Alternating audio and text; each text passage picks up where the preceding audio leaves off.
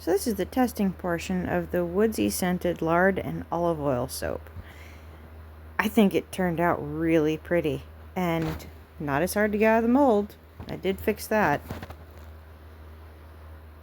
But it was surprisingly soft when I took it out of the mold. Normally the soaps I make are harder than this. This is like Play-Doh soft.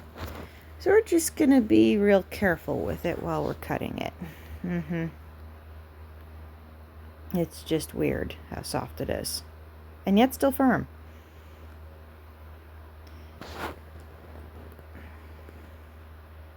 Oh well, at least it'll cut really easy. Won't put a lot of stress on the wire. Cutting like butter that got left out on the table.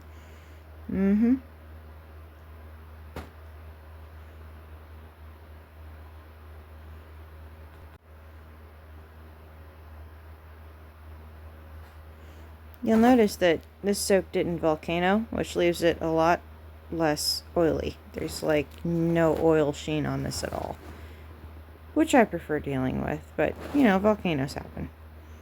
I kind of like how the mica left some blue streaks in there. I think it could make it blue. It would just take a lot of mica. Alright, let's take it off to the food dehydrator and see how much moisture we can get out of this.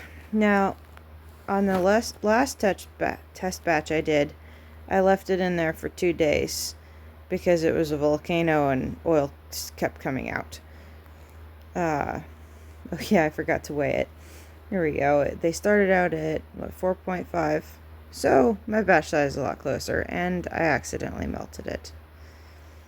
I forgot to turn it down, and its melting point was around 150, and it was about 160 in there. So, yeah. Turned out kind of neat.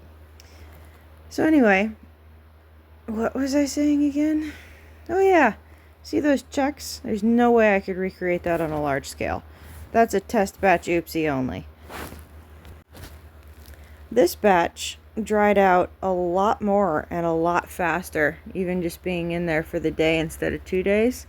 It lost more weight than the previous batch that I did, which I was kind of surprised about. I didn't expect it to go down to 4.2, 4.3. Which left me almost no room for cleaning it up on the edges.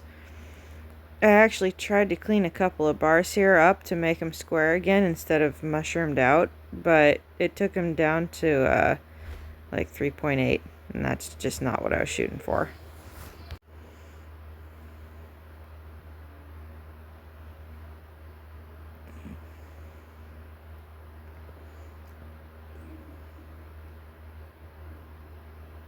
Yeah, see, no room for cleanup at all.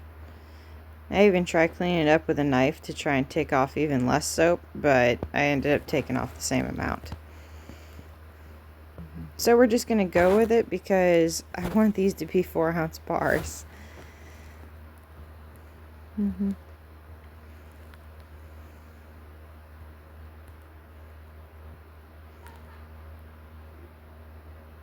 Well, that one's still 4.1, but still ugly.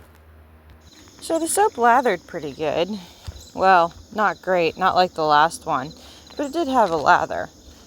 Remember when you're doing the lather test that you got to get the water penetrated into the soap's pores, so you have to use it for a little bit.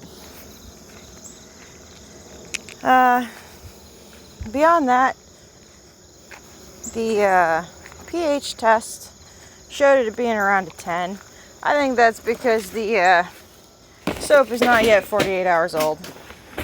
So the pH is still dropping a bit. I did the test kind of early because I was rushing to make another batch because I want to take all these test batches to the Baker Creek Heirloom Seed Festival we're going to in a few weeks. And basically want to know what people think of the scents and if there's any soaps that they're willing to pay that much money for. Because like the last one I'd have to sell for $3 a batch. This one I'd have to sell for... Well, I actually haven't done the math for that yet. I'll pop it up on the screen. I really like how this soap smells. I think the scent is going to go over well. It smells both kind of sweet and woodsy. I think it's the combination of the cinnamon and the silver fir needle that makes it kind of sweet but still smells kind of like a pine forest. So Noelle was like, just call it Sweet Woodsy. So there we have it. After we're done stamping, we'll move on to the nerdy soap stats. And remember, you can go to the website and click on the free stuff, updates, and news, and that's my blog post. And I'll have the recipe for this up there for free. Like and subscribe.